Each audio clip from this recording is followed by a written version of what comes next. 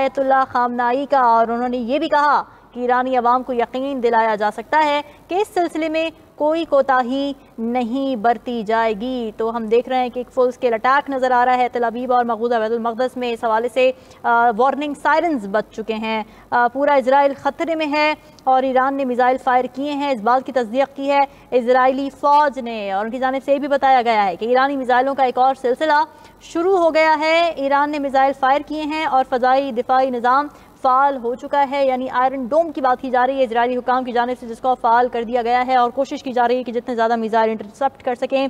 किए जाएं। और इजराइल ये भी दावा कर रहा है कि ईरान के 50 मिसाइलों को उन्होंने मार गिराया है, और ये भी बताया जा रहा है कि ईरानी मिसाइल वस्ती इजराइल के 7 इलाकों पर गिरे हैं। नज़मुल साकिब साहब, आप बहुत ही इंपॉर्टेंट इंसाइट्स हमारे साथ शेयर कर रहे थे ब्लॉक के हवाले से, मगर एक कॉन्ट्रडिक्शन नज़र आती है डोनाल्ड ट्रंप की। अगर बात की जाए, डोनाल्ड ट्रंप हमें रिसेंटली नज़र आया कि वो पीस एम्बेसडर बने हुए हैं कि जी मुझे जंग नहीं चाहिए, हर जगह मैं पीस करवाऊंगा। बहुत क्रेडिट लिया उन्होंने भारत और पाकिस्तान के दरमियान भी जो उन्होंने डीएस्केलेशन करवाई उसका भी, और उन्होंने तिजारत की बार बार बात की। अभी जैसे आप कह रहे थे कि चाइना का ज़्यादा फोकस इकोनॉमिक चीज़ों पर होता है, इकोनॉमिक एम्पावरमेंट पर होता है, तो क्या अमेरिका का भी डोनाल्ड ट्रंप की सदारत में यही मफाद नहीं नज़र आ रहा, और आपको नहीं लगता कि वो भी इसी चीज़ को परसू करेंगे तो शायद डीएस्केलेशन की तरफ भी जाए बात?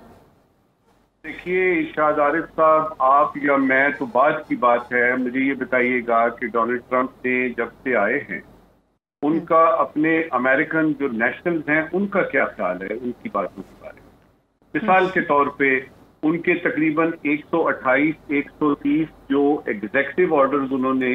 इंटरनली किए थे वो सारे के सारे कोर्ट में चैलेंज हो चुके हैं और सारे के सारे जो हैं वो खटाई में पड़ गए। उसके बाद उन्होंने तो आके ग्रीनलैंड पे कब्जा करना था, उन्होंने तो यानी मैक्सिको का सत्यानाश मार देना था, उन्होंने जो है वो ये रूस और यूक्रेन की जंग जो है वो पहले 4 घंटों में खत्म करानी थी। तो उनके इन बातों को जरा थोड़ा सा पिंच ऑफ सॉल्ट के साथ लिया जाए। दूसरा ये कि लेकिन अगर बात आती है ना इजराइल, तो इजराइल के बारे में किसी किस्म का शक व शुबा किसी को नहीं होना चाहिए। पूरा अमेरिका उनको पता है, यूरोप को पता है, हमें पता है कि अगर इजराइल पे कोई हमला होगा तो अमेरिका समझेगा कि उस पे हमला। इजराइल का मतलब है अमेरिका, अमेरिका का मतलब है इजराइल। और ये सिर्फ मैं रिपब्लिकन की बात नहीं कर रहा हूं, मैं ये डेमोक्रेट्स की भी बात कर रहा हूं। मुझे और मैंने और आपने मिलकर वो जो प्रेसिडेंशियल इनकी हुई थी, वो जो प्री होती है ना, यानी इलेक्शन डिबेट्स होती है जी जी,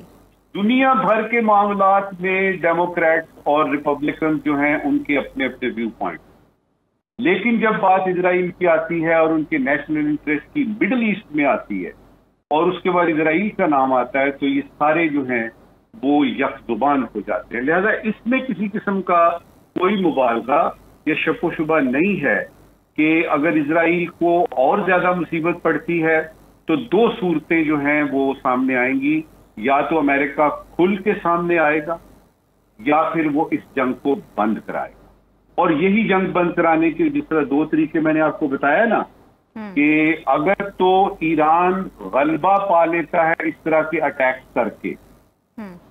तो जंग आप देखिएगा कि बहुत जल्दी बहुत सारे लोग बीच में आएंगे, खास तौर पे मेरे फेवरेट जो प्रेसिडेंट हैं यानी डोनाल्ड ट्रंप, वो बीच में आएंगे, वो कहेंगे बंद करो बस काफी हो गया, और उसके बाद वो क्रेडिट लेंगे कि जिस तरह उन्होंने अभी यानी जहां पे जो आपने कहा ना या ये क्रेडिट किया था उन्होंने, ये तो पक्की बात है। जो इस वक्त आपकी जो आपने ब्रेकिंग न्यूज दी है ना, वो जरा देखिएगा, बड़ी खौफनाक सूरत हाल है, क्योंकि आपने हमें बताया कि पूरा इजराइल खतरे में है और ये बात उधर की है, यानी तल अवीव से आ रही है। इजरायली हुकाम ये बता रहे हैं।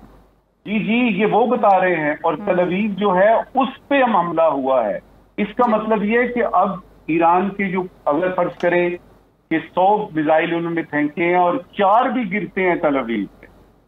4-5 भी गिरते हैं और उससे कुछ लोग जो हैं वो अपनी जान से जाते हैं और कुछ जो है वो इमारतें ढहती हैं, ये बहुत बड़ा ब्लो है इजराइल के लिए। याद रखिएगा कि इजराइल ने अपने स्पाईवेयर के साथ और अपनी टेक्नोलॉजी का इतने उसने ढोल बजाए हुए हैं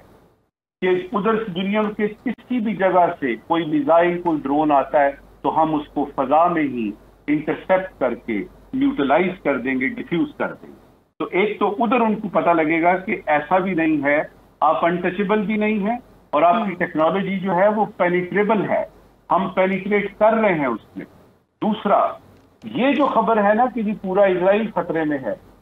ये तो आज से कुछ तकरीबन 35-36 साल पहले की बात है। ईरान और इजराइल का जो है ये तो बड़ा पुराना सिलसिला चल रहा है, और चंद बरस पहले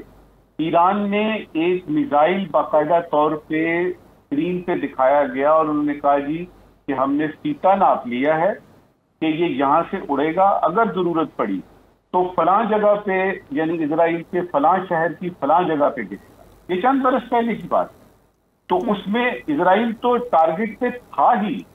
और वो पहले ये था कि इनडायरेक्ट, मिसाल के तौर पे हमास के जरिए, हिजबुल्लाह के जरिए, वो जो आपकी गुरिल्ला वॉरफेयर होती है, वो जो आप स्पाई वॉरफेयर करते हैं, क्योंकि दोनों ममालिक जो हैं,